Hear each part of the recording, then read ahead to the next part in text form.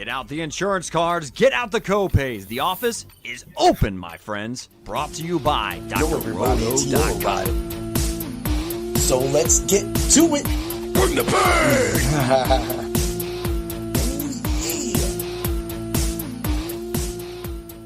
What's up, everybody? It's Heat Override, and I'm ready to bring the pain for you and Dr. Roto this week. Ooh, yeah. What's up, Dan? How you doing? What's up, man? I'm back this week. It was a pretty good week this week. So we're good. That's good. I mean, me and you were locked in and focused at work pretty much for the most part, but we got done. We got here to the best part of the week. Yeah, the Fight Club, man. Yeah. I mean, best part of the week's usually Friday when you punch out and you don't have to go back to any of our jobs. That for the people who work weekends, sorry about your luck, man. It is what it is. Ooh, yeah. Not me, man. I'm off every weekend. That's the best part, man. And I'm excited to still be talking about UFC. Of course, next week it's a week off for Valentine's Day, so then we'll be back for the 21st. We'll have a banger then. So of course that's Strickland Hernandez. That's my birthday week. I know. So that'll be fun. We'll definitely have to throw some kind of like song or video together. Maybe I'm good. I don't need a song or a video. I'm good. Maybe we'll get a little bit of that going on there. We do some wild stuff because that's what we do in the Fight Club of Pain. We have fun, we do stuff, we break down fights, and we make sure that all of you become our rich friends. By the way, if you haven't been over to the site, get over to drroto.com, use code WIN, and you will be our rich friend. We have the right cure for any fantasy need. We had a whole write-up and podcast for the PGA golf going on right now. I think I'm doing terrible. I try DFS golf every once in a while, especially like when it comes back, and I suck at it, bro. Do you know any golfers? Do you know anything about golf? Scotty Scheffler. I couldn't tell you 5 golfers, man. I mean, I could Google who was in Happy Gilmore too, and that's about it. Happy Gilmore is unfortunately not one of the golfers, but no, there's a few. Like when I see the names, if you see the names, you would recognize them. You would recognize the names, honestly. You know, you still have like Jordan Spieth and stuff like that. Like, okay, I'm not the golf expert. I thought Jordan Spieth was a tight end in the NFL, man. That's his brother. His brother's Joey. Oh, it's Matt Spieth. He used to play for the Steelers. He used to play for the Steelers. Matt Spieth. Come on. Well, it is Super Bowl weekend. It's the last week of NFL. You know what's really cool is last week when people started coming in and saying, hey, you guys talked football last week. We liked you talking football. And it was like they was coming back for some football and they ran into some UFC. Yeah. A sport that you can actually make some money at. Yeah, and a sport that's actually fun to talk about. What's up, Alma? Hey, yeah, so for me, we've been debating this, and I've been running my mouth. I've been saying, "Oh, Sirius XM, what are they doing? They're turning their back on a great product." They are. That's not wrong. They're turning their back on betting. They're turning their back on DFS, all for baseball off season, all for basketball. Which last night I tried to play basketball and I got sidetracked, missed the game lineup, and 2 starters did not start. So, like, I can't do that. Like, why? And you're going to feature these actual sports when you could actually feature something that can make your listeners money and make it, it's just more fun to watch. I mean, what do you want to hear about? Hey, this guy's WOBA is going to be really good in about 2 months. 2 months. That's 2 months you could be winning money at UFC. People are ignorant in this world, and they don't want to say, they won't want to back up. So we're going on a hot tangent. I'm calling out the channels. The world needs to step up. All the people need to start backing up. All the UFC themselves, Dana White, Joe Rogan, everybody needs to step up and get UFC coverage on SiriusXM Fantasy, not the Fight Club. Because the Fight Club covers it. Here's the thing, though, man. I don't think all the people that play fantasy sports watch the UFC, so they're not really into it. It's kind of like me watching golf. So you're saying practically some nerds out there, nerds. They just don't translate to people getting beat up well. Yeah, like the abracadabra guy that like wished cancer on us a couple of weeks ago. yeah, exactly. So it's like you get to that point where you're watching a sport, and it is brutal. But the thing is it showed last week, and I put this on the social media, and I showed we had a 5th-minute win.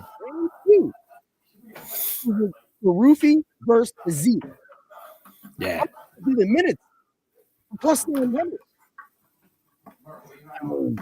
You can go look at the NFL right now, and it's probably a tight end or a 4-string like wide receiver that might actually get a plus 1,200 touchdown. And the thing is that might never happen in a defensive game. Look, how you doing, guys? So, I got feedback, brother. Yeah, you got some feedback?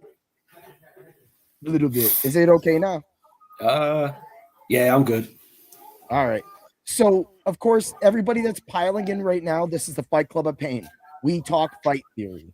We give out bets, parlays, our picks.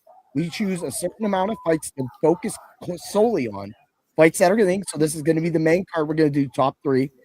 And then on top of that, you'll get the Soup Can of the Week. You'll get the Parlay of Pain, which went 4-1 and 3-2 and still profited on the 3-2 lineup because of the round robin things we teach you in the Fight Club. You know, that's you have to have all the skills. You can't just be a one-trick pony. If you only know how to wrestle, you might get your head knocked off in the UFC. So yeah, know everything, right? What's up, man? What's up, man? Oscar Andrew. What's up? Yeah, what's up, Oscar Andrew? I'm waiting for that boy Ken Vick come up in here. What up, Ken Vick? Yeah, where's Ken Vick? Dan Vick wants to talk to his brother. So we're going to have all that for you. Of course, at the end, I will give out my Tuesday. This doesn't mean it's my only DFS lineup on DK. I'll give out my Tuesday lineup, my first look. And then I will also give out a DFS Hero simulated lineup to show you where the books are this week. And you get that. So get over to DFS Hero, use code word DOC, get 20% off of your subscription. That's what we do. We support, we get everything there. But, you know, I'm excited about this card. What fight has you the most excited? I really like the main event, man. Ooh, really like the main event. The Bautista and Oliveira, man. I really like that fight. I was looking at the Bantam, the Bantam rankings, and of course, you know, being 11 and it was it 9 right now? Is 12 and 9. 12 and 9. So anyway, this is a big shot for Oliveira. Yeah. And Bautista is at that level right now that he can definitely go on a championship run. But I don't think that can happen with what we saw in his last fight. I mean, we'll talk about that a little bit more when we get into that fight, actually.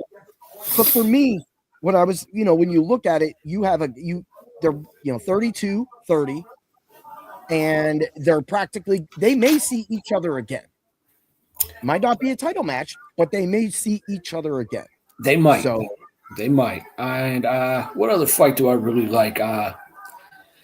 Oh man. I mean, there's so much. I want to see the Donchenko fight. I can't. Yeah. I want to see. Yeah, the Donchenko and Morono. Yeah, I really like that fight. That's the old school versus the new school. Very new school. Bassarat versus Vasquez. Man, that one intrigues me. Mm-hmm. And your boy Wicklitz that upset Patchy Mix. He's fighting. Yeah, there's a lot of people that beat up Patchy Mix on this card. This is Patchy Mix goodbye tour. Party. Yeah, it's a goodbye tour.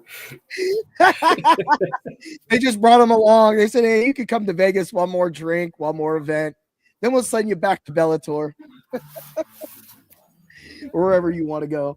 This is great, man. I'm excited. This is the best part about this show is we get to laugh, we get to break down fights, and we get to have some fun.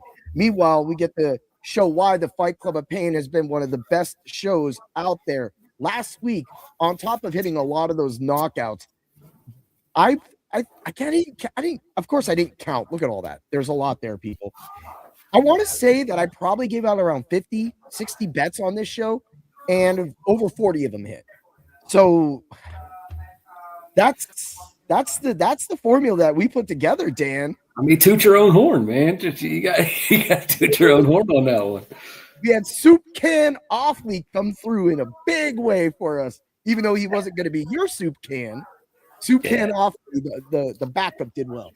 Yeah, the backup did well. But I think my Soup Can this week is a lock. So, oh, all right, yeah, all right. Well, I kind of want to save the highlighted fight for after the main events, since the highlighted fight features it already features it, so we'll do that. So why don't we just start out with our first fight of the night, Jelton Almeida versus Rizvan Yunus. Gotta say those guys' names like raspy. Yunus.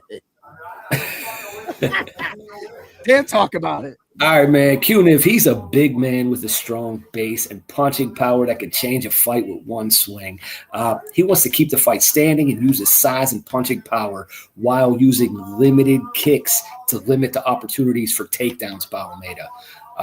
Almeida, he's one of the UFC's most dangerous grappling heavyweights. Every fight has the same game plan. Close the distance, clinch, take it to the ground, and suffocate the opponent with relentless top pressure. Striking, he has an average power and a nice 1-2. He wants to drag Cuniv into deep water and let him drown. Yeah, I love it. And Cuniv is hard to hold down. So that's going to be that's going to be for the first challenge for Almeida. But Almeida's like spaghetti. Like you take one of those little plastic toys, like a little army man, and throw him in some spaghetti, give it one good shake, and that man is wrapped up all over that guy like a sweet marinara sauce. Yes, sir. I mean, he's a heck of a grappler, man. Mm-hmm. He is.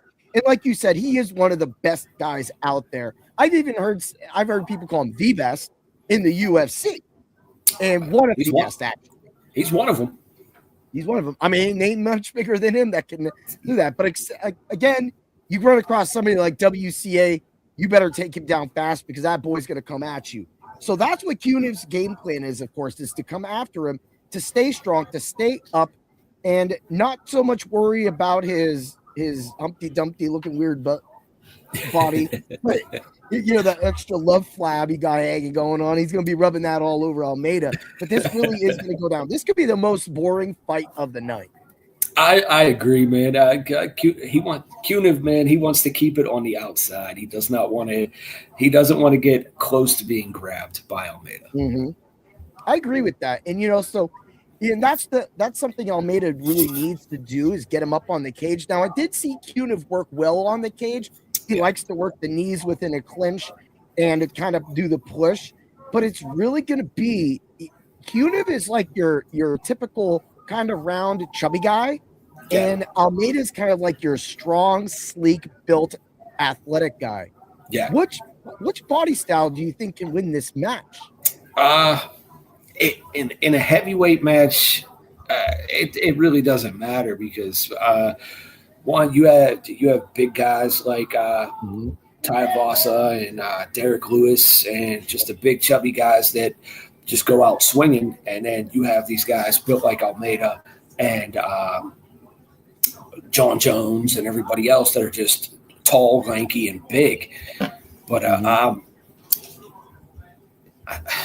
I think Almeida's body shape and body size is a little bit better than Cuniv's because he would have the endurance, if you know what I mean, because carrying all that extra body fat, it can't be good for endurance. Yeah, and I agree with that as well too. And there's a reason why he's number 6. I don't think I of course don't like the Cuniv side. We're gonna get the numbers going here right now too.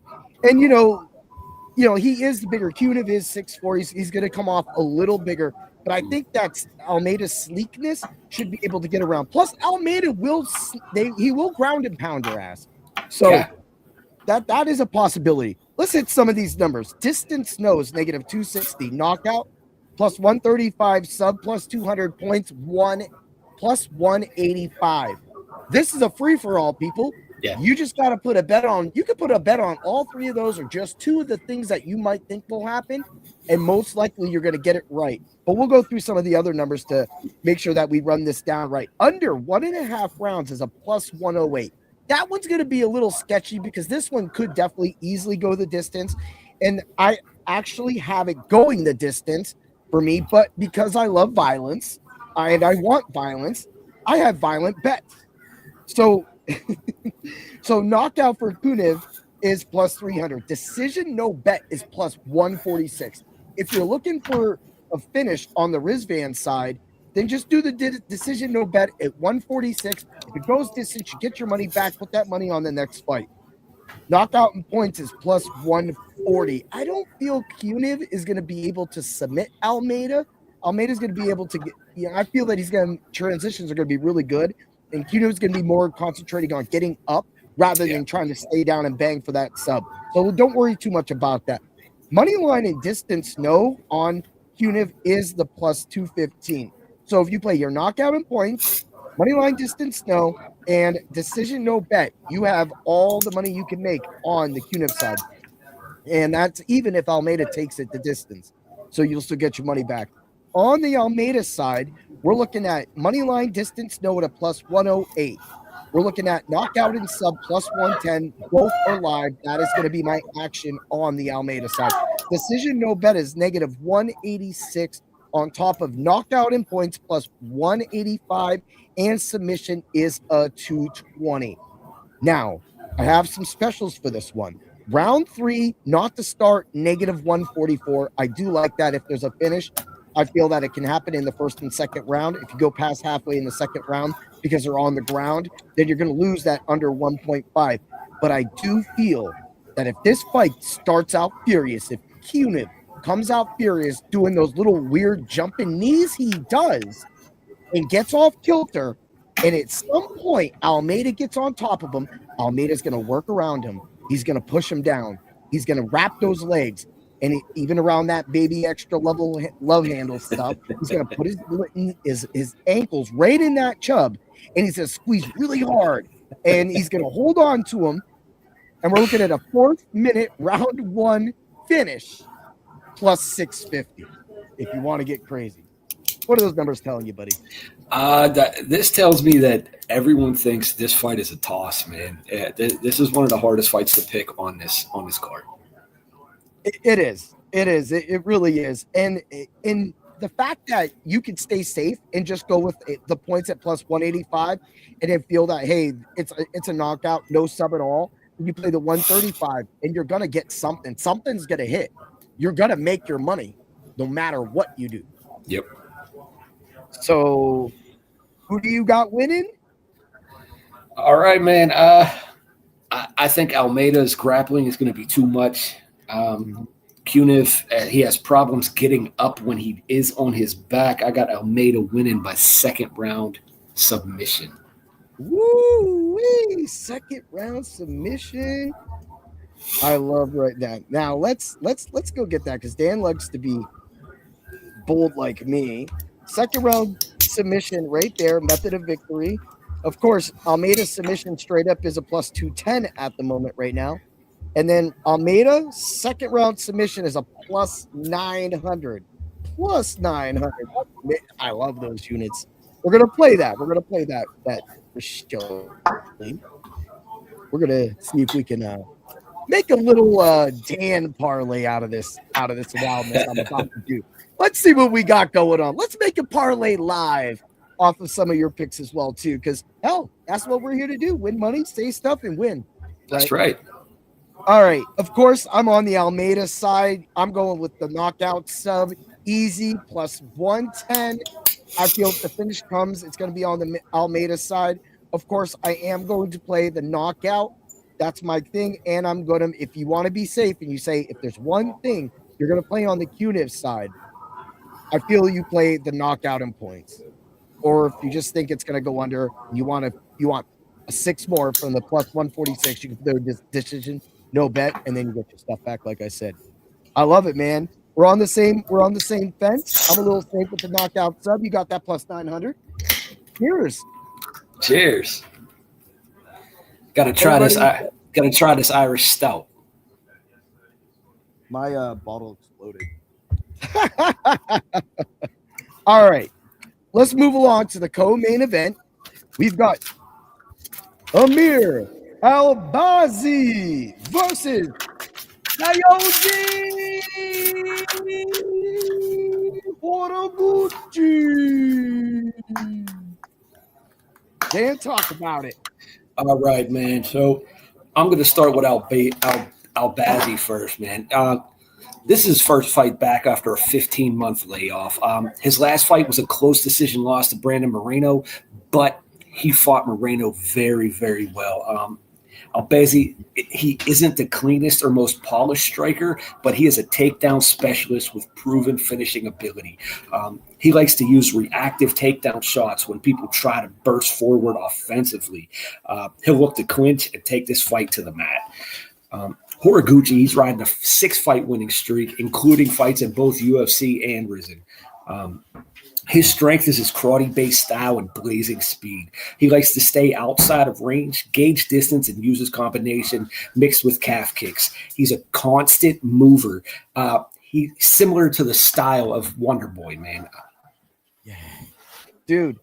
And when you got those skills, okay, I'm going to hit the Albazi side first. You were right with the sloppy striking, but I love his tenacity and his aggressiveness. Yeah. So you all know, I already am thinking this fight's going to go under. I have this fight going under.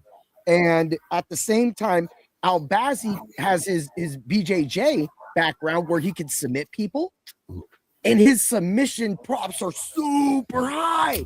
I was looking at his second, third round submission is 2,700. That's insane. I'm definitely going to put a unit on that. I'm going to, and just for safety, I mean, I already have the numbers down. The sub for this fight is a plus 360 because they think it's going distance. Yes, I think there's a chance for a finish. And I know both these dudes can kind of go that distance. But what I love about Horiguchi, when you sit in there and you look at Albazi, and you've seen some of the people he's been in the ring with. Unfortunately, 10 years ago, Horiguchi fought what was described as one of the best UFC fighters in Demetrius Johnson. Yep. I watched that fight, 5-round fight, just before we went live. And I've got to say, any man that attacks like that, attacks a god of the UFC like that is a guy that I want to not only trust, and I know I trust, that I'm definitely safe putting my money on. But this fight screams under and all the numbers are bloated because they think it's going to go to distance. I get it, but Albazi doesn't want it to go the distance because we're not seeing him too much. And just like you said, he stunk last time. We need this fight. And this fight is huge for the division because Horiguchi's up there in age. He doesn't really have much of a chance. If he goes on a losing streak, that's going to be bad for him at this age. He needs this winning streak. He's got the fuel going right now, and I really love the momentum he's got. Yep. What do you think about it? I'm a big Horiguchi fan, man. I've been watching him for the last 12 years. Like you said, his fight with Mighty Mouse was great. He's fought some of the world's best, and he's still winning. Like I said, a 6-fight winning streak, and he just gets better with age. He really does. He is like fine wine, dude.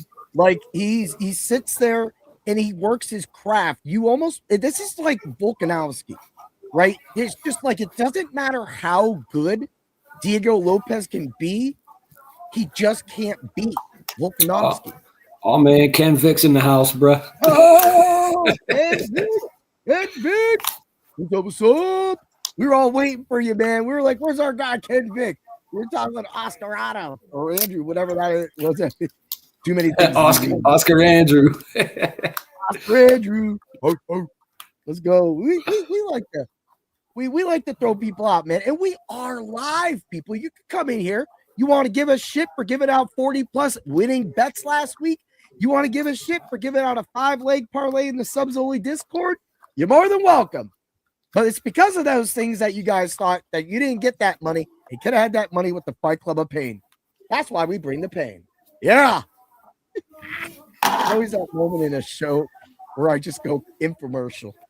You do go infomercial a lot. A lot. Like, what's wrong with that man? He's like a walking infomercial. I'd be like, look at this color blue. It's gonna be there. It's gonna be great. Just as long as you don't do shake weights. You know what I'm saying? As long as you don't do the shake weights. Oh no, man. He said I changed my name. It's Kenneth Vick now, right? It's Kenneth. It's Kenneth Vick. Kenneth Vick. I love it, man. I love it. It's great to see you in here, man. But we're having some great times with these fights. Let's get to the numbers. For Albazi versus Horoguchi. Distance, yes, -205. Knockout, +420.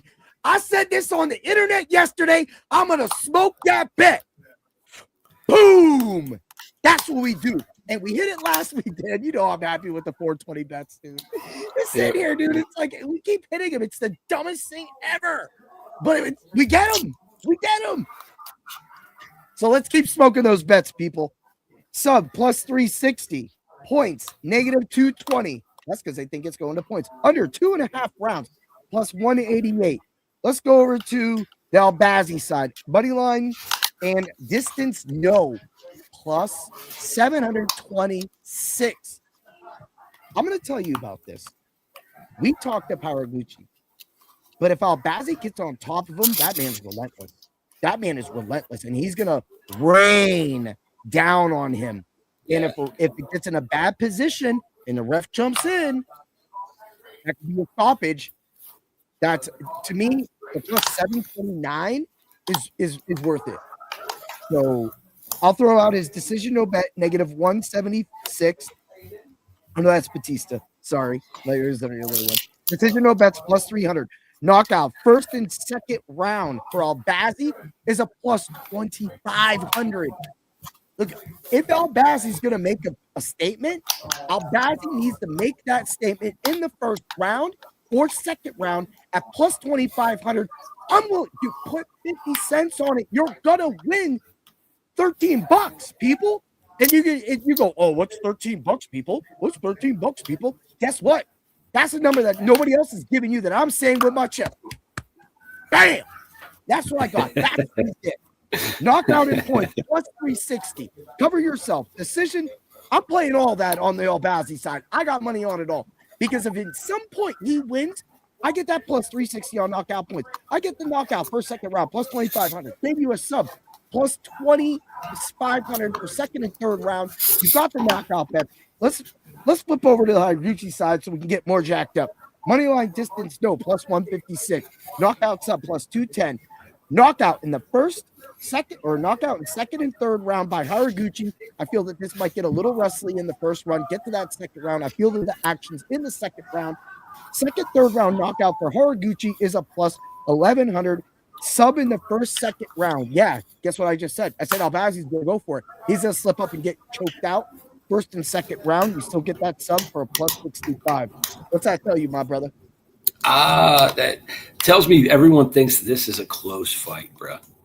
A close fight. Mm-hmm. Yeah. Like, so in the WCA Derek Lewis fight, the sport books practically had positive money on both sides. We have just now highlighted two fights that has positive money no matter the outcome. The problem is how do you play that? That's behind the paywall at Dr. Roto. You have to come to the subs only Discord to actually get that information. Because I don't have time to do that on this show. You get this right now. You get the free bet. You get that for what we do. You see why. You hear why. We talk about it. And for me, when I see this fight, I see all the money. They think it's going the distance, and it could. It could. But that's why I'm going to cover myself with the points. And then the money lines, and then the money line distance. Yes, you can play that too, but for me, I feel it goes under. Dan, who you got winning? Man, I think he's too smooth, and I think he's too crisp. I got Horoguchi winning by decision. decision. Moneyline distance. Yes, let's get it. That's exactly what I was looking at. Right now, the money line on Haraguchi is a negative 410. Money is going there. Distance, yes, is a negative 235. This gives you, oh, well, that's not going to be that. This gives you right there a negative 135 for that thing. That's a great parlay, and I really think that that's probably the safest bet. If you really want to, if you want to get crazy, like I said, you don't have to take any of the other stuff because even his decision no bet's a negative 430. They're scared, so just put a little money on the 420 knockout, get that 360 sub, and just roll the points. Money line points, yes. Money line points, yes. Whatever happens, you're covered by both fighters. You're gonna win money, people. But I love it, man. That's how you be safe, bro. Who do you got? You didn't say who you got. I got Haraguchi. I got Haraguchi by knockout and sub plus 210. I want violence. You brought it up, his speed. So, you know, and I know Albazi is fast and can deal with that, but I feel that when he goes to load up for those punches, he's going to be wide. And Haraguchi comes down the middle like a karate fighter like myself. He's an AB guy. And when he comes in, he's so freaking explosive. He just goes whack, whack, whack, and he throws those knees and those kicks in. So that right there, I feel that's going to set off Albazi and get his timing off. So that's why I got that. That a knockdown is going to happen at some point for him. If we have better numbers, and I had some knockdowns on this site, then I would actually get that. But those will be up by Saturday. So again, subs only Discord. You can ask those questions in the Discord, and we can win. You can win money, but you got to be in subs only Discord at drroto.com. So Ken Vick wants to talk about Hamzat. Okay, we can take a little break. We got the main event, and then of course we have our featured fight of the night. So let's talk about Hamzat. Dan? There's not much to say, man. He fights once every 15 months. What else do you want to know? And right now, he's going on that, what's it called? A Ramadan? Ramadan, he's about to go on Ramadan. So he's not going to be able to, we've talked about this actually a lot over the last few months, and especially that's why you didn't want to see him win that match, but we both knew he was going to win that match. Yeah. Is because it was lined up perfectly with Ramadan, where he wasn't going to be able to defend. When we did the science, he defends in the summer, he defends in October. So there's a possibility we get 2 fights for Hamzat. But as of right now, what's up? There's no way he fights twice. He's never.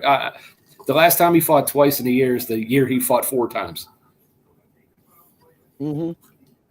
And for me, I'm going to look at those numbers, right? And that tells me that's when we had the discussion. That's why I said it feels like if he doesn't fight in summer, why fight in September? He likes to fight in October. Boom, Ramadan's back around the corner for 2027. Yep. So that right there signifies, just the timing signifies that he's only gonna get one defense. Yeah, and so they're already talking about having a interim champ. So see, there's so much information out there. It's crazy, but it would make sense. And the thing is where you have now Taporia coming back to fight Gaethje. When though? When's that? That's not gonna happen until late summer, early fall. Yeah, you think that could be like the September? Maybe. And then put Hamzat in October, and then maybe get Aspinall again in December. I don't know. We ain't seeing Aspinall this year, dude. No, that's a title that should be the Derek Lewis WCA should have been for the title, the interim championship. I say cut the heavyweight division. Make the weight limit. Make the weight limit 205. Okay, all right. Cut the whole heavyweight division. See ya. Yeah, just tell them to go join the UFC BJJ group or something. They all the boxers got to go learn how to do some groundwork or something like that. You know, but Hamzat, that's our idea, and I do want to bring that up. Let's talk about the rankings right now, and with Hamzat. So of course, we when we talked last time, we talked Imavov should probably get that shot, right? Yeah. Now, do you think that if Strickland Hernandez Do you if okay? I like Sean Strickland, but I don't know if he can put up with that Hamzat shit. So I don't want to see Sean Strickland fight for a title. I know you don't. So Brandon Allen lost. Izzy's about to fight. Kyle Baralo's up there. RDR's lost. Whitaker, who cares, right? What? I'd like to see Barral fight. You'd like to see who fight? Baralo. Baralo, yeah. Yeah, I'd like to see him fight somebody, man. Put RDR against somebody. I'd like to see RDR fight Hamzat. Yeah, but I don't think he deserves it right now by any standard. No, and they would just hump each other the whole fight. That's all it would be. Yeah, and that's gonna be one of those fights. So that's the thing. Like RDR and Hamzat would be kind of a very crazy fight because they're big. Like they're like these two big, like slender, like just raw guys. So I think that there's a possibility they could form a ball in the middle of the octagon and roll around for a while. That would be kind of entertaining in some ways, as long as they made it. This is the middleweight division is one of the most boring divisions in the UFC. Yeah, and for that, that's why we'll get moving along here. But for Hamzat, if we look at it, I think Imamov should get that shot. We've already talked in the past about DDP going down, maybe getting a Brendan Allen. Maybe DDP should get Kyle Baralo because that's it right there. Yeah, I don't think he should get a title shot right away because of the way he got dominated. No, yeah, I agree. He needs to go back to somebody and I don't want to say Sean Strickland, but I do see Sean Strickland and DDP having a third match. And I'll say this, and if it doesn't happen for 2 years, I have Sean's going to win that match. But I know he's going to win that match. Yeah, Hamzat's actually talking about moving up in a weight class. So he would be in light heavyweight. Yeah. So then he would be looking at exactly what we'd be looking at. Dude, he'd be looking at Alex Pereira, Ank, Carlos Alberg, Khalil Roundtree. I don't know. Maybe that weight class is better for him. You said lightweight, right? Light heavyweight. He would go up a weight class. Yeah. Okay. There we go. Yep. I hit the wrong one. But that would be one of those things too, where now you're getting up like with Ank, you're getting it with Pashka, Olberg, like you were just saying. Like there's a lot. He could even pop up and try to. I don't think you can't give him racket. He'd tear him apart. Johnny Walker would be a fun fight for him. Oh my! He would ragdoll. He would ragdoll Johnny Walker. Dude, but Johnny Walker would get ragdolled in the best way possible. This is the best fight that they could ever make. Johnny Walker and Hamzat. We literally just broke the matrix for the UFC. I swear on it. The matrix has been broken. If you can get Johnny Walker and Hamzat, because Hamzat be over there like, right? And then Johnny Walker would be over there doing the same stuff. He'd like, right? And then they would get in the middle of the ring and maybe have a staring contest. And then that would just be all. Dude, that's some fun stuff, dude. Look at we got a little side, got a little future planning. We always do future planning. But yeah. All right, well, let's move along. Let's get to it. Let's get to the main event, Dan. Let's get to Mario Bautista. Hold on. Let me say that again. Mario, the lip puncher, Bautista. Yes. Vinicius Oliveira. Dan, talk about it. I'm going to start with Oliveira, man. He's the number 12th ranked bantamweight and is currently 4-0 inside the UFC. He's explosive, violent, and fights with untamed aggression. He throws everything with power and rarely takes a step backwards. He likes to start fast and throw bombs and mix and confuse his opponent. Bautista, he's the number 9 ranked bantamweight. He's 8-1 in his last 9 fight, with his only loss coming to Umar Nurmagomedov, who's probably one of the best in the world. He's reliable and smart with a high fight IQ. He studies tape and changes his style and game plan for each opponent. He's very disciplined and rarely out of place. He mixes striking and grappling very well, and he's very sound in the clinch. Ooh, wait. Dude, the way he beat the hell out of Patchy Mick's lip gave you an obsession with the Mr. Mario Bautista. Mr. Mario. And dude, I just really love that insanity that Oliveira brings. This fight's gonna be banger. You know, and even the distance knows a negative 164. This fight can easily go distance, but I don't think it's gonna go the distance because the reason why I was looking at this is a big fight. Right now we have Dvalishvili about to get his refight.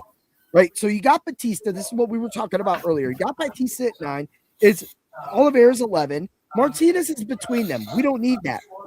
I feel that the fight to make after this, if Vinicius can win this, would be Chito Vera or maybe Ayman Zabi. And then if Bautista wins, I gotta see Bautista versus Song Yadong. Even though I was just gonna say that Song Yadong. Talk about it. I would love to see that fight because Bautista and Yadong would just be a banger. Mm-hmm. Like those two would just stand in the middle and trade. But Zahabi and Oliveira would also be a very good fight because they both love to clinch and they both love to wrestle. So, yeah, and that's the thing too. And so when I was doing the numbers for this, let's hit the numbers so we can keep talking about this. This is another one of those fights. Distance no, negative 164, knockout plus 165, sub plus 270. Of course, that's more on Oliveira's side. Bautista is going to be a box. We know he boxes points. 120. Again, positive. They are scared of these fights. These are the weeks that the sport don't know how to gauge. This is where the numbers are skewed, and experts like us, fighters like us, can actually pick out. Now, before I move along, there was one bet that I forgot to give out for the Albazi Haraguchi fight. Ends in the second round plus 650. Remember, I kept talking about that second round. Let's flip it back. Boom.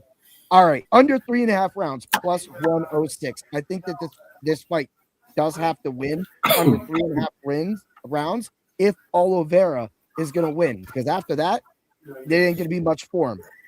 However, first, second, third round knockout plus 550, knockout plus 360 on Oliveira's side, decision no bet plus 138, knockout in points plus 175.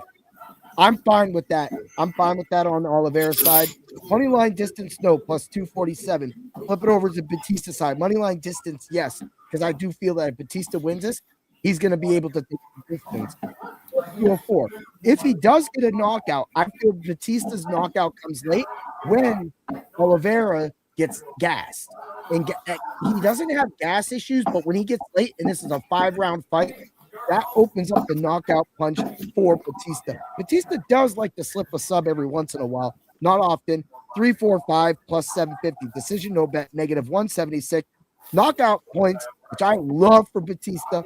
115, knockout sub plus 150 if you feel froggy on that fight. Points for Bautista is also a 240. Everybody feels that this fight's going to go to distance. Everybody feels that Bautista is going to win this fight. I have the general consensus. If that is the case, then the points plus 240 almost becomes a must play on the Bautista side. What do the numbers tell you, Dan? You just said exactly what I was thinking. Everybody thinks this is going a distance, man. Mm-hmm. And so if it goes to distance, I don't feel Oliveira can keep up with Bautista's volume. Output. Correct? Yeah, I agree. So then if it goes distance, significant strikes should be on the Bautista side. Yeah. But so the damage might be on Oliveira's side. That's true. This is Vegas. Vegas loves blood. Vegas loves blood. And the one thing is so Bautista comes in with that beautiful combination, right? But if he comes in because he's like a short, kind of like small armed kind of fighter, and that knee comes up, then we might have some problems. And I feel that's Oliveira's sneakiest move right now, is that if he can get Bautista on that entry with that leaping knee he loves to do, then I feel that's how a finish can do. What do you think about that finish, or the ability, maybe combinations that Vinicius might provide that could get him a finish? I mean, he throws everything with everything he has. Even a jab, he throws with all his weight behind it. He doesn't take anything off of any shot. So I don't know, man. This fight is a toss-up for me. I was undecided. I wrote down 2 different predictions. So, well, that's what happens. You know, that these fighters are so unique in their own ways that it kind of like it is what it is. And we know Bautista's. I mean, if you would have watched. Of course, you were there when we had Nurmagomedov versus Bautista. Yeah. I had that money on Nurmagomedov finishing him, and it didn't happen. So, do you think that didn't happen because Nurmagomedov is a little more complacent at his position, knows he could just dominate him, move up, and then get a shot at the champ rather than finish him and make it look good? No, I think Bautista can take punishment, man. I think he has a solid chin, and I think he doesn't lack in any area of the fight. Yeah, I agree with that as well too. And I love, like I said, we were talking about his practically his tenacity, his speed, and just being able to put out the volume to win this fight. Again, it goes points. Even if you do the points plus 240, and then you do the points for the total fight at plus 120, it goes to distance. No matter which fighter you have, you win.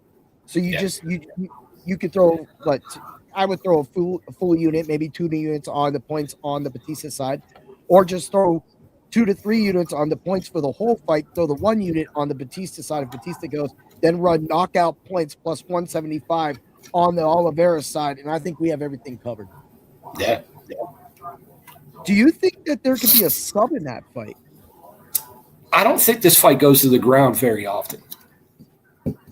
And I agree with that too. I feel that Bautista is going to be able to get up, and I feel this goes back to him being kind of that sleeker build where he could just pop up, and whereas like Vinicius is kind of wider, so he might be able to shoot up. We've brought that theory up. We talked about it with Almeida and Cuniv, and I feel that in this incident, and that it'll go up, is that it's kind of one of those things that's going to end up happening. So I love it. For me, well, first, Dan, who do you got winning? All right, I wrote down 2 different predictions. I'm going to give you both. My first prediction was I got Bautista winning by decision, and my second is I got Oliveira winning by late 4th round knockout. Knockout. Oh. So here's the thing. There is a bet for that. There's going to be a bet that's going to be points, Bautista, knockout, Oliveira. I hit that last week as well too, and that's my other piece of paper.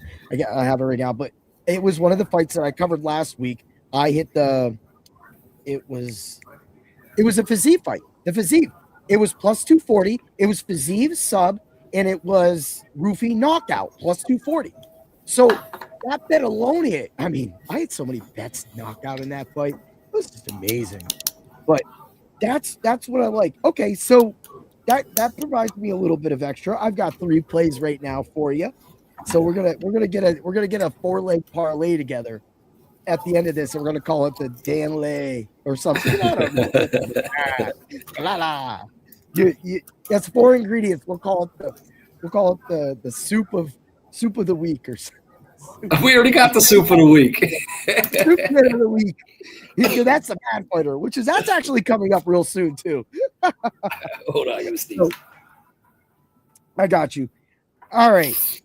I am just going to be. This one's just gonna be another haunt.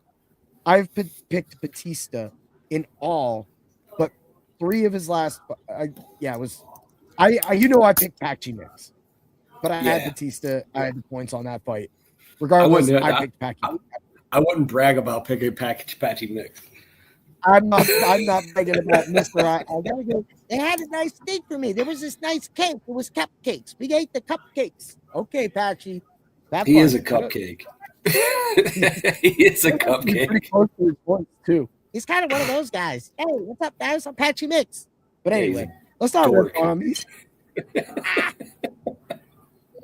Everybody still doesn't understand how Jacob won that fight, but he did. He did. So I called it. I called that. You did call that, man. You were like, I'm done with him. I've seen enough. Batista lipped his lip. He's gonna get his whipped again. It's like that craziness. I mean, if you get punched in the lip and you throw punches like this back, if you do one of these, stop it. You know what's funny? Stop hitting me. Molly kicked me in my lip last week. Nice. My lip. It went over my glove. It was right here, and it was like pop. And I was like, "Oh, Patchy mixed. She Patchy mixed you. She Patchy mixed me." All right, so while everybody gathers themselves, they have not put the actual crazy plus 2,000 bets out, but I'm gonna say that points on Bautista. And if FanDuel, if you're listening, you can send the credits that everybody plays or you win off this to my account. You know who I am, Heat Override. But I'm gonna say Bautista points and Oliveira knockout is going to be a plus 115 to a negative 115. I think that's actually going to be a line border right there because they're going to be kind of a little scared of kind of what's going to happen.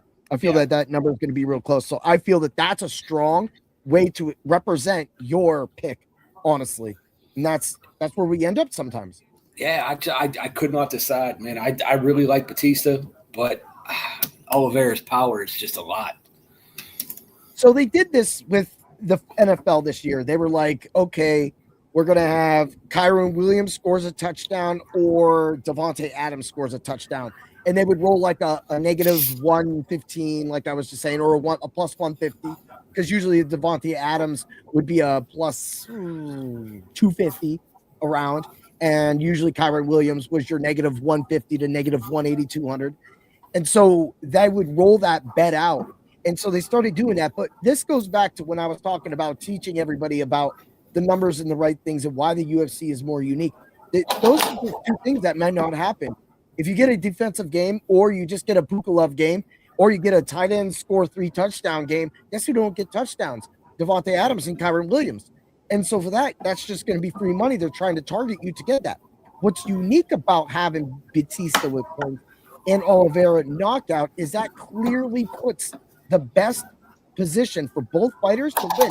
I'm not saying Oliveira cannot win by points. You brought up the damage. We saw that in the Josh Van and Royval fight, that Van won the damage meter. We're in Vegas, as I said earlier, and that possibly could work out for him. But the points at plus 120 covers both fighters.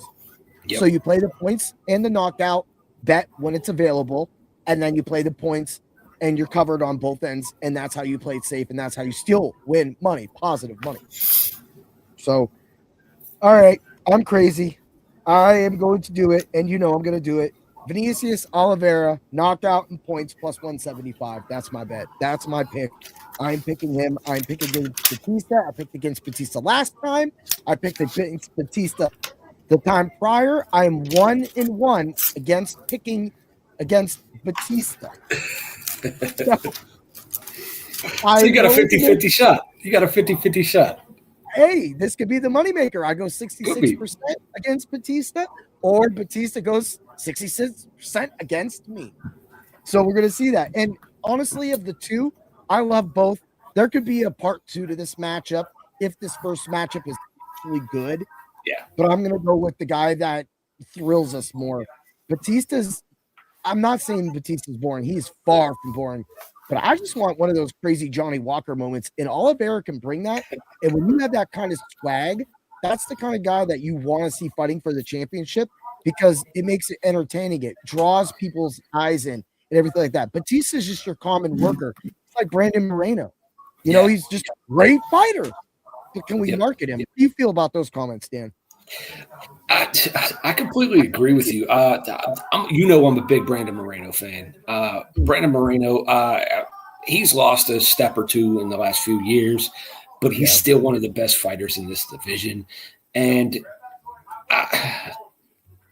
him and Bautista are right up there with each other right now. Yeah. And they went to a decision when they fought, and if you could take Brandon Moreno to a decision, then you could take anybody in this division to a decision. So honestly, what we just said is practically at this point, especially what we saw in Moreno's last fight, he's almost becoming a gatekeeper. And I think that the next gatekeeper that would take that, of course, it would be Bautista. But the Bautista can have a shot at the title. But he's taken some losses. And as long as those other guys are around, like Nurmagomedov is around, we already seen what's going to happen. It'll happen again. Yeah. It will happen again. So, all right, let's get to it. We could do the future fight, but yeah, we'll do our featured fight, and then we'll move along to the soup can and get all that. I felt a little froggy. I wanted to give the people a little something, but the people can wait. I've got an Olympic bet too for everybody because the Olympics start. So why not try it? I was going to talk about that. We'll talk about that at the end. But let's get to it. Let's get to our featured fight of the night. Ooh, yeah. When you talk about the top, it's always about the macho man, Randy Savage.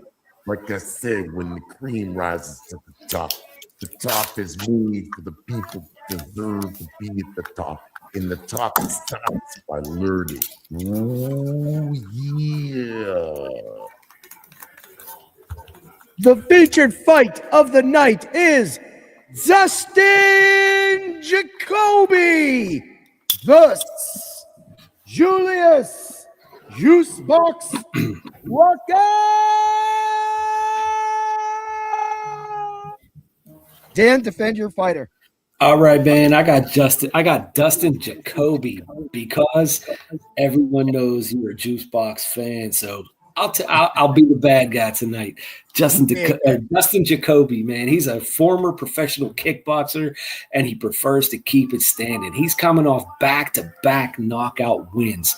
He has great range control, will look to pick apart the upstart Walker. His jab, low kick, cross combo is crisp and precise, and Walker needs to look out for it. He's going to look to stuff takedown attempts and pressure the younger fighter. But Jacoby is hard to predict. He did everything wrong against Reyes and Menenfield, but scorched Petrino in his next fight.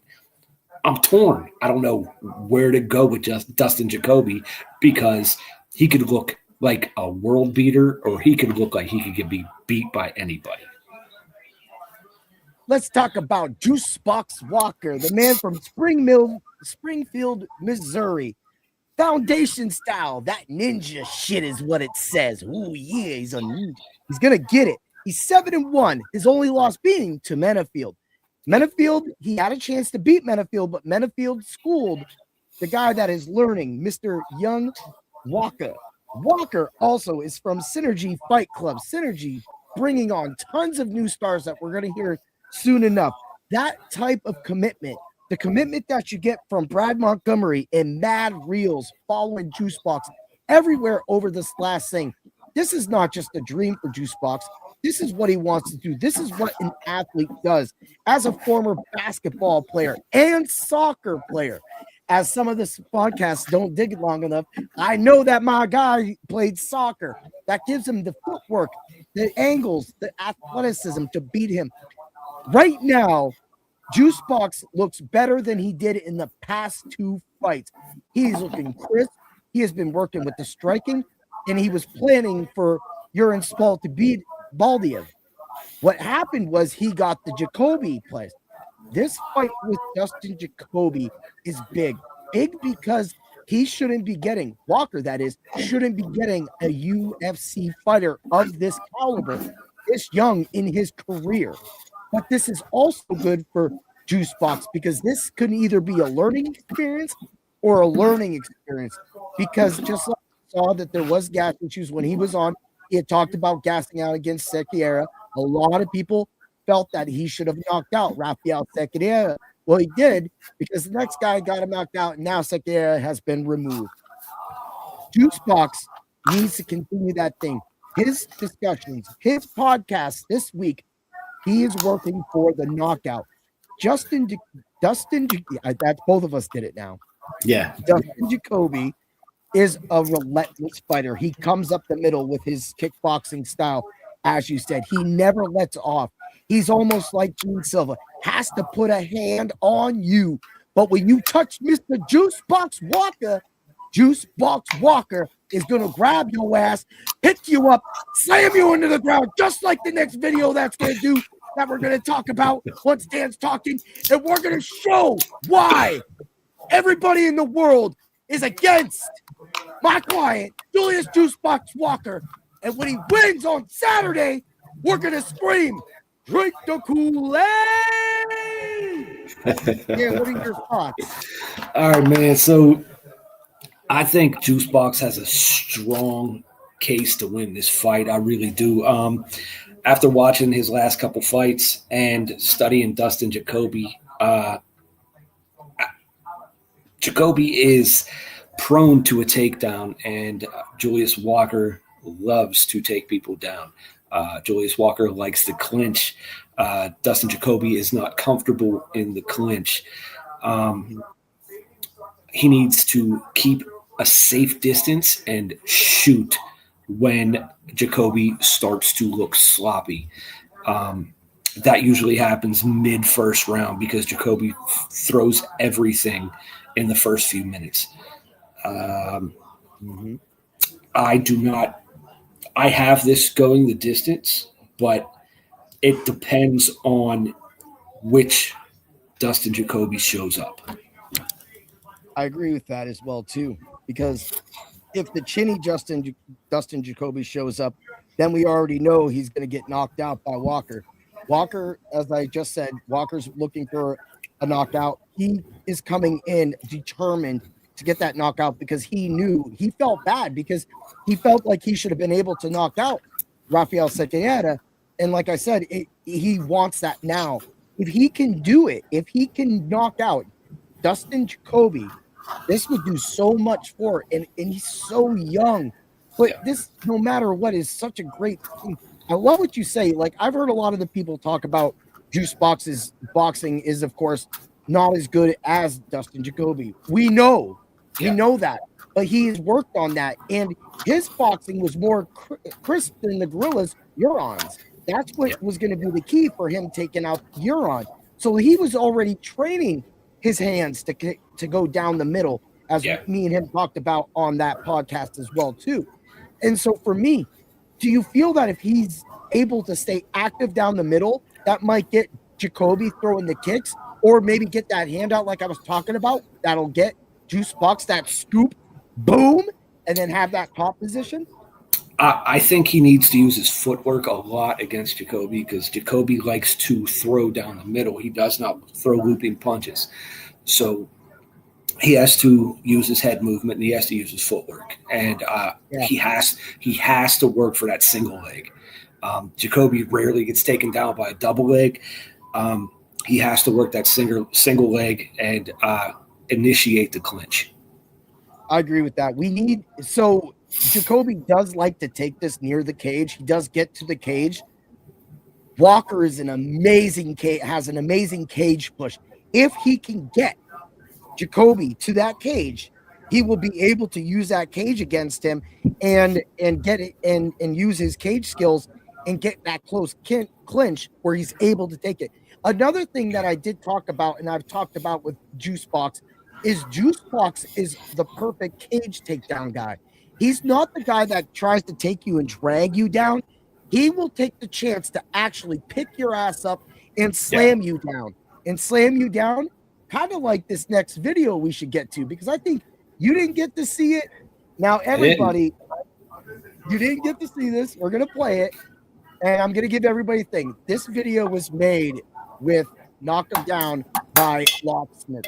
So all the video clips were meant with the song.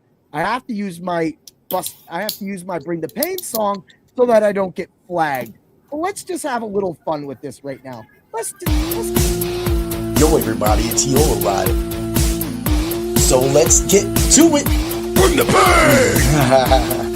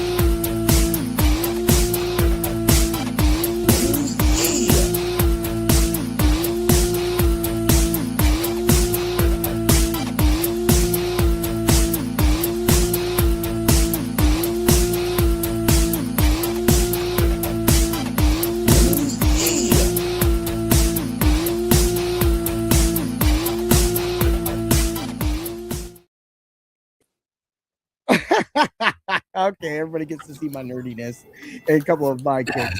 But as I was saying, that cage slam, what do you think, man? I agree. Like I said, he has to initiate that clinch at least once or twice, and he has better cage control than Jacoby does. So I believe he has to do this. All right, let's get to it. Let's get to the numbers and see what the number says. Distance, no, -156. Everybody has this fight going under. Everybody has Juicebox Walker getting knocked out. Knockout +100, sub +550, under 2.5 rounds, -122. I like the under -2.5 rounds. You were talking about it going, distance. You feel this is going to go distance, right? Or no, we didn't get to that yet. So we'll just keep going under 2.5. I do.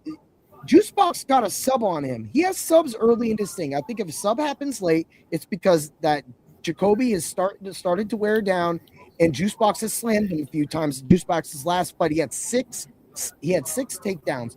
6 takedowns on DraftKings at 5 points each is 30 points. Even in a loss, he can still get you that money on that. Knockout and sub for Juicebox is +310. Decision no bet for Juicebox is +154. Knockout in the first and second round is +900 on the Juicebox side. Moneyline distance no +272 on the Juicebox side. Let's get over to Jacoby. I was torn with this. I'm only giving out these numbers because I'm in the Fight Club, but I did not take any bets against Julius Walker. But let's get this on. Moneyline distance no for Jacoby. +134. Knockout first, second round, +230. Decision no bet, -200. Knockout points, -185. Dan, who do you have winning? I think Dustin Jacoby comes out strong and he stays at range. But I think Juicebox does weather that early storm. And I think he gets his wits about him, and he takes it to the cage, and he does not try to kickbox with a kickboxer. And I think he uses what brought him to the UFC. And I got Juicebox winning by decision. Decision. Money line distance, yes. Let's flip to it.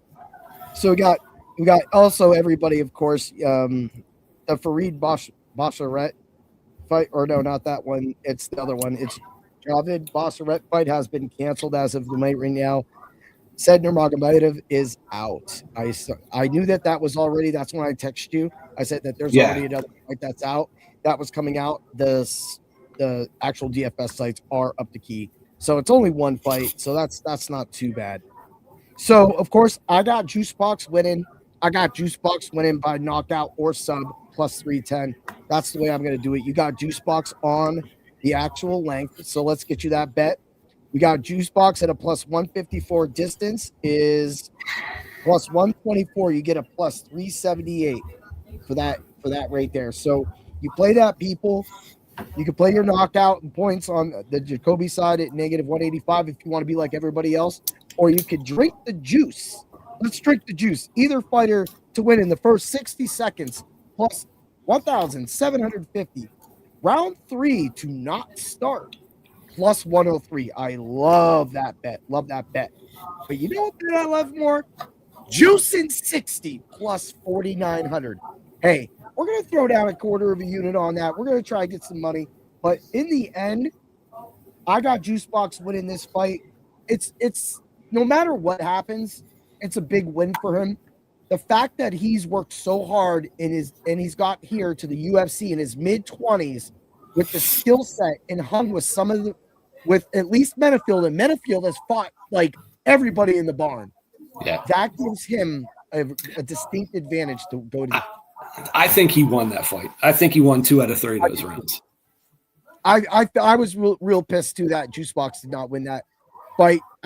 I felt that his cage push was better than Menafield's, but sometimes you get rookie hazed, and I feel that he got rookie hazed. It was too close. People know the Menafield name.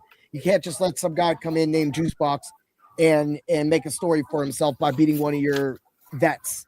And so for that, I feel that's the key right there for Juice Box. This all open to do this. So you're plus 178 right there.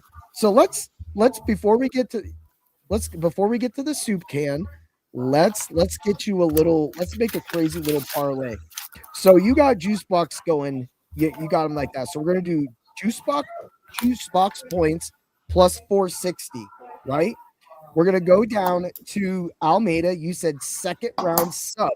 This is going to be so big. This parlay might be like if you put $1, you might win $10,000. It could be one of those ones, man.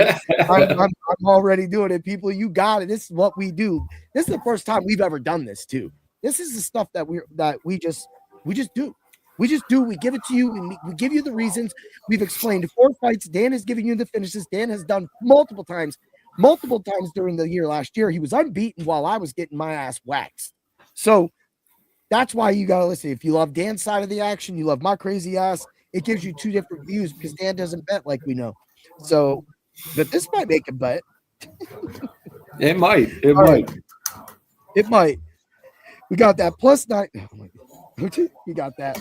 All right, we'll go over here. Money line distant game. We got the Horiguchi points. We're gonna do Horiguchi points. Bam, dude, this is already insane. This is gonna make it in. Well, this probably won't be as bad because Horiguchi, his points is negative 120, and then we got you doing the points and that. So I'm just gonna take the points for the Bautista Oliveira fight. So whoever, if it goes distance, somebody's going to win by points. You'll end up getting that money as well too. That's still that plus 120. So it's a plus 130 right now. This parlay is plus 23,513. It's a 4-leg parlay, and a quarter wins 58.78. So $1 is going to win you over $200. Like, yes, it could happen, dude. Let's go. I'm putting that in, and also I'm throwing $20. I'm throwing $20 on it. Dude, that is insane. So $20. We'll do that once I get logged in here. We got it coming. All right. So I, you know me, I love my quarter bets, but before I throw my main things, I'm gonna have to throw $1 on this too. I have so many bets right now, and I still have so many more to make. I'm gonna win 59.03 if I off a quarter if I get that. So let's get right back to that right there. So you got that play. Let's reuse that. Let's go in here. He said $20. $20 wins you $4,702.67.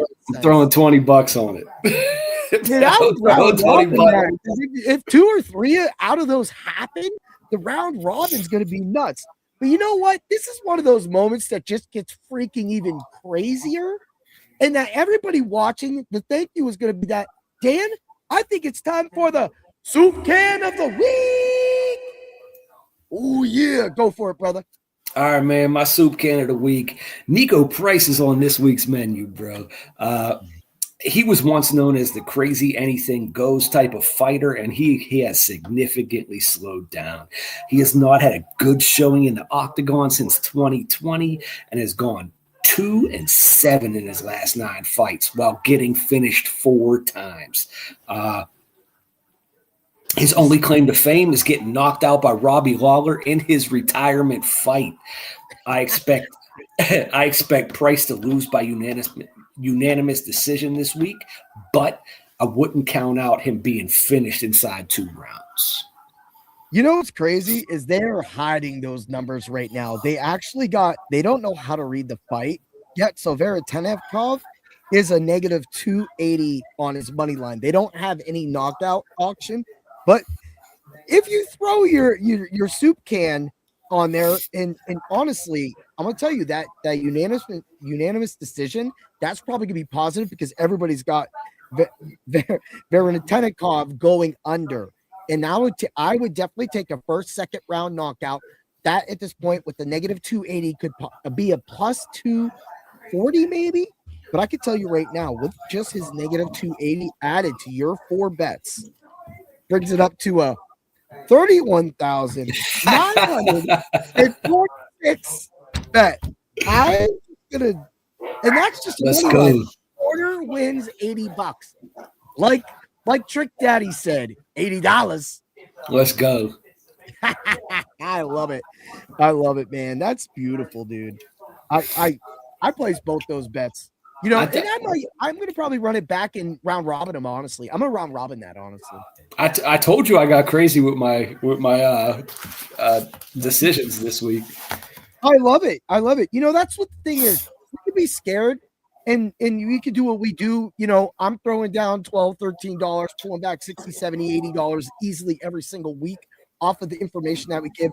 Subs only Discord at Dr. Roto. The bets that I put in there when I'm not fighting or doing quarters at tournaments like I was just last Saturday is, again, what the thing is with the 5-tastic picks going nuclear the first 2 weeks and just going 10-0 on the picks and 8-2 on the nailed finishes in the subs only Discord only shows that this can happen. And if this round robin, if you put 15-cent bets on all this as a round robin and 3 out of 2 hit, you're probably still winning a few $100s. I swear you're still winning a few $100s. Bruh, if someone bets money on this and everything happens, somebody gotta give me a shout out. Gotta give me a shout out. Get a shout out and buy this man a Bring the Pain shirt that just hit.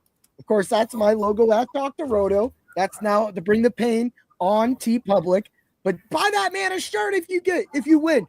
If someone throws $100 on that, it wins like $32,000. Yeah. $320,000. Yeah. I can actually do. Let's just talk about that. Then we'll get to the parlay of pain and then the DFS lineups. So if you take that and you put $100 down on that lineup, I was right. $32,000. You're retired. Got people out here putting $100 on some wild ass -1 winning $80. How about you win the $80 with that quarter? Or how about you do that other crazy stuff? So yeah, man, I might go all out and put $100 on it. I'm not gonna lie. I mean, a lot of these finishes are possible. If you do that, man, just put 50 on it, put 25 on the main thing and try to get the round robin to work with the other $75. I guarantee you're hitting 2 or 3 of these bets easily. You're hitting 2 to 3 or 4 of those bets. That money line's gonna hit. That money line mixed with anything else is just 2, and you're gonna get your money back practically. Well, maybe not the $100, but if you hit 3 out of 2, you're going to return. Like when I hit that. So last week's parlay of pain that we talked about on Sunday went 3 and 2, I still returned an extra 15% profit off of a 3 and 2 round robin loss, which is still 3 and 2. And then the 4 and 1 Volk returned an extra 70-80% on top of my initial things, and all the things worked out. So this is I'm gonna have fun with this. All right, let's talk about it. Let's get to some DFS right here. So this is my Tuesday lineup. We got Oliveira, Olks, Kong, Walker. Well, I can't use Matsumoto anymore because that was my sneak. Donchenkov and Matsumoto is going to be changed out. So who's ever around that level, maybe Segula or something, you'll figure it out. Let's get to the DFS hero simulated lineup. Basharet, Farid, Basharet, which that's now a problem. Almeida, no. He's got his opponent. Almeida, Olks, it's Gafurov, Oliveira, and Kashishara. I think I said that. I chopped it up. That's the DFS lineup. And so that should be good. That fight being canceled today, of course, these were taken down. I wrote these down yesterday. So that's it. But let's get to that parlay of pain. It's time for the parlay of pain. Oh, yeah. We're going Segula, no distance. We just get crazy, people. -132. Donchenkov, knockout and sub, -280. That was a tough one. I know it's a negative. Brings the parlay of pain up to a +138. The Juice Box Walker fight, no distance, -156, brings it up to a 291.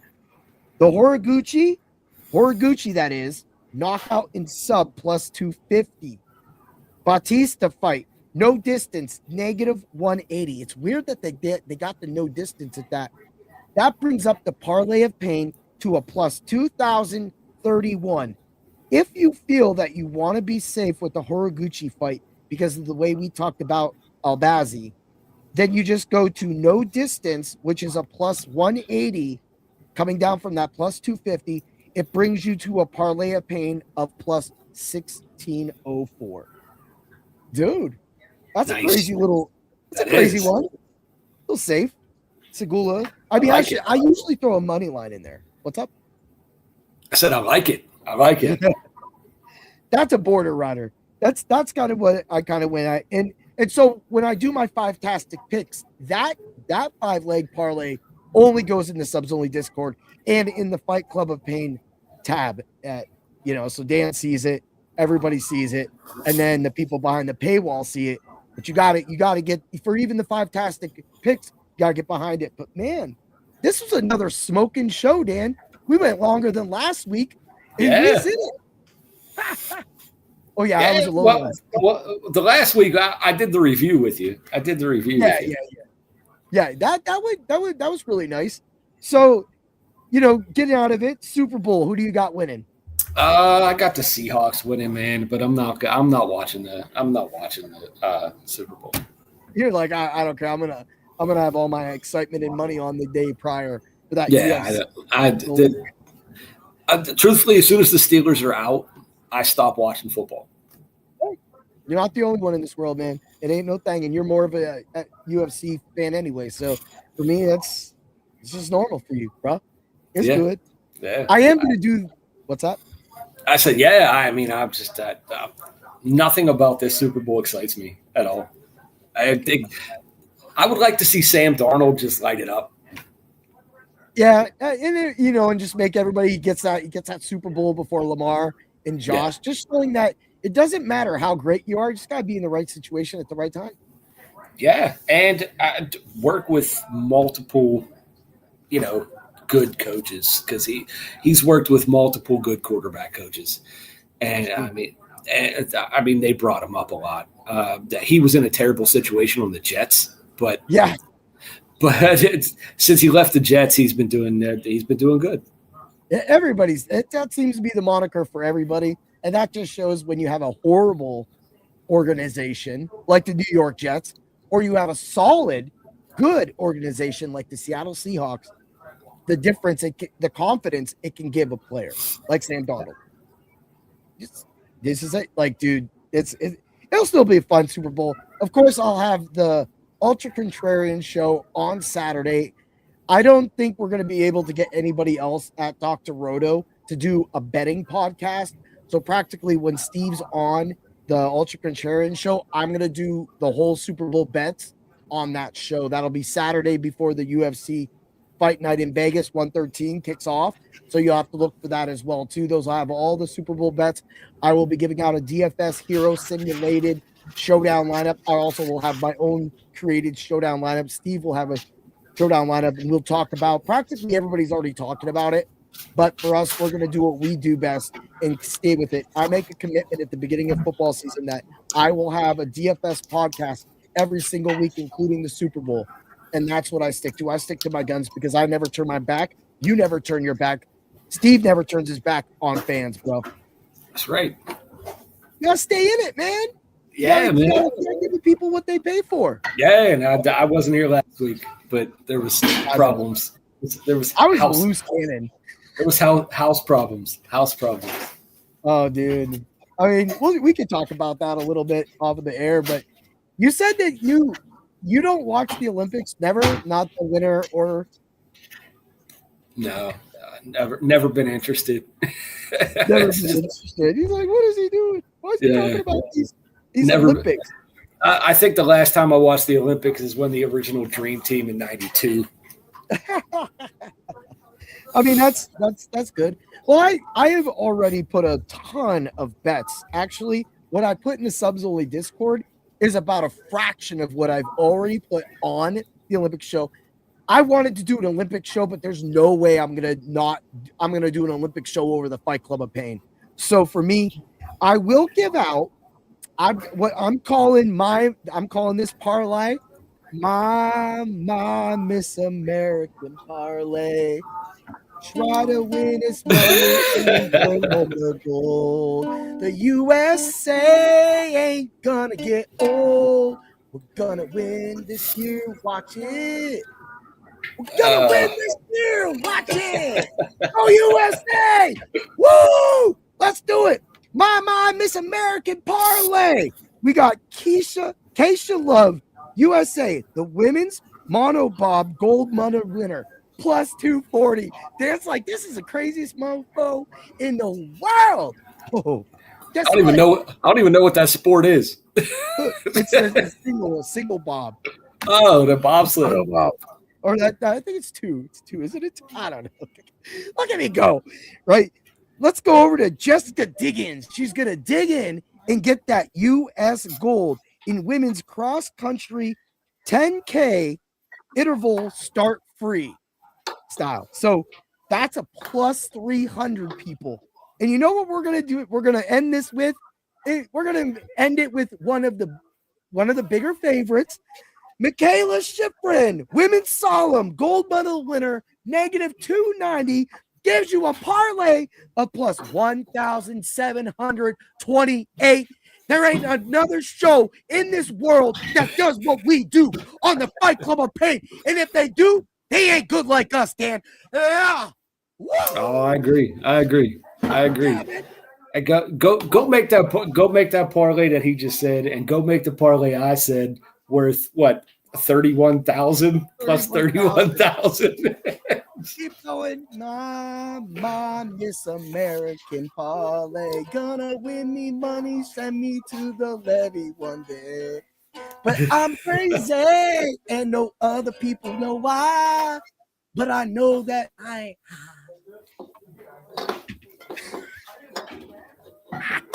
Oh, that's man. the bad part about this whole thing. They're just like, that guy ain't even like, he had like one beer and a coffee, and this man just launched to the moon.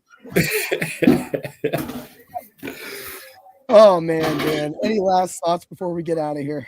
No, it's going to be a good weekend of fights, man. I hope everybody enjoys the Super Bowl. I won't be watching.